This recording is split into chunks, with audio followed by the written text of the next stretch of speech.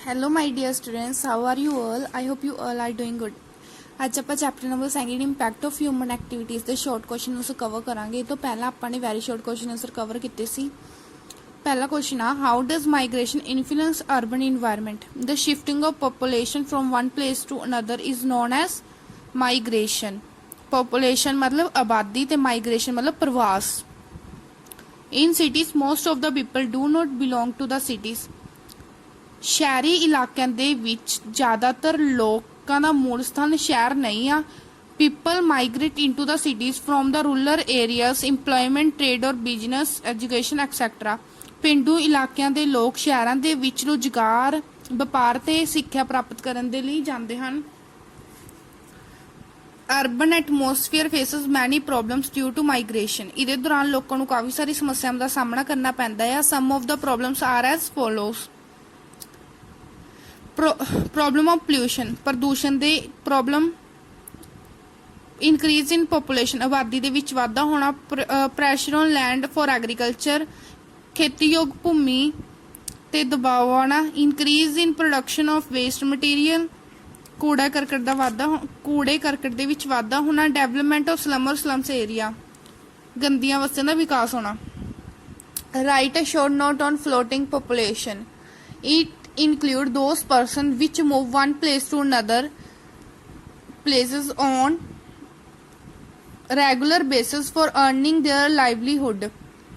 ਇਸ ਦੇ ਵਿੱਚ ਉਹ ਲੋਕ ਆਉਂਦੇ ਆ ਜੋ ਆਪਣੀ ਰੋਜੀ ਰੋਟੀ ਕਮਾਉਣ ਦੇ ਲਈ ਇੱਕ ਸਥਾਨ ਤੋਂ ਦੂਜੀ ਸਥਾਨ ਤੇ ਜਾਂਦੇ ਹਨ।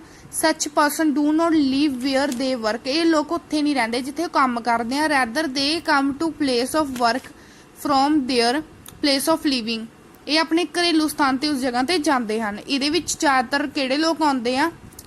ਮਿਡਲ ਕਲਾਸ ਲੋਕ ਆਉਂਦੇ ਆ। ਦਿਸ ਪੀਪਲ ਟਰੈਵਲ ਬਾਈ ਬੱਸ। ਇਹ ਆਪਣੀ ਕੰਮ ਵਾਲੇ ਸਥਾਨ ਤੇ ਜਾਣ ਦੇ ਲਈ ਯਾਤਰਾ ਕਰਦੇ ਆ ਬੱਸ ਤੇ ਰੇਲ ਦੇ ਵਿੱਚ। Why are people shifting to urban area? Give reason. To earn their livelihood, ਆਪਣੀ ਰੋਜੀ ਰੋਟੀ ਕਮਾਉਣ ਦੇ ਲਈ। ਟੂ ਹੈਵ ਬੈਟਰ ਕੰਫਰਟਸ, ਸੁੱਖ ਸੁਵਿਧਾਵਾਂ ਪ੍ਰਾਪਤ ਕਰਨ ਦੇ ਲਈ। To have better social security, ਸਮਾਜਿਕ ਸੁਰੱਖਿਆਵਾਂ ਪ੍ਰਾਪਤ ਕਰਨ ਦੇ ਲਈ। Have better opportunities of education, ਸਿੱਖਿਆ ਦੇ ਚੰਗੇ ਅਵਸਰਾਂ ਦੇ ਲਈ। ਤੇ ਚੰਗੀਆਂ ਡਾਕਟਰੀ ਸਹੂਲਤਾਂ ਪ੍ਰਾਪਤ ਕਰਨ ਦੇ ਲਈ। Name 2 human activities that lead a soil ਇਰੋਸ਼ਨ।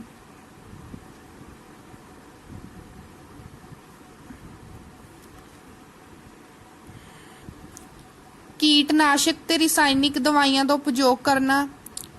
Sowing ਦਾ ਸੇਮ ਟਾਈਪ ਆਫ ਕ੍ਰੌਪ, ਕਹਿ ਰਹੇ ਇੱਕ ਹੀ ਖੇਤ ਦੇ ਵਿੱਚ ਬਾਰ-ਬਾਰ ਇੱਕ ਪ੍ਰਕਾਰ ਦੀ ਫਸਲ ਦਾ ਕੀ ਉਗਾਉਣਾ, ਉਹਨੂੰ ਕੀ ਰਿਪੀਟ ਕਰਨਾ ਬਾਰ-ਬਾਰ।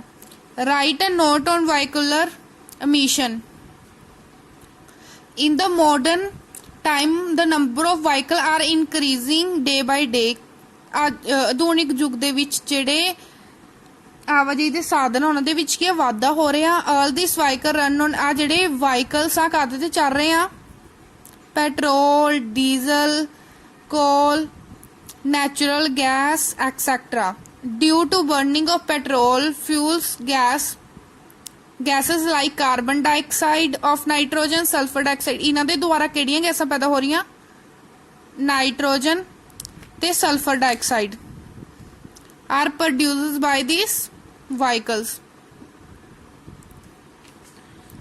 ਇਹ ਗੈਸਾਂ ਹਵਾ ਦਾ ਵੀ ਕੀ ਕਰਦੀਆਂ? ਪ੍ਰਦੂਸ਼ਣ ਕਰਦੀਆਂ। As a result of air pollution we can see ill effect on the health of humans and animals.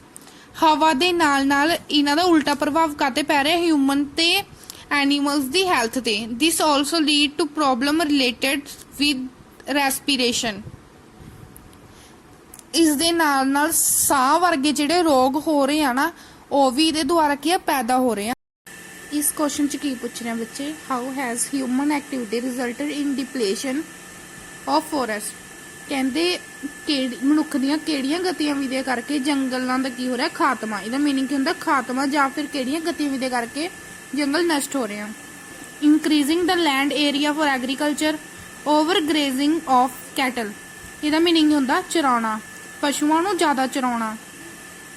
Dam projects, cutting trees for firewood, ਬਾਲਣ ਲਈ ਲੱਕੜੀ ਕੱਟਣਾ, development of roads and rail tracks, ਸੜਕਾਂ ਤੇ ਰੇਲ ਮਾਰਗਾਂ ਦਾ ਵਿਕਾਸ ਕਰਨਾ।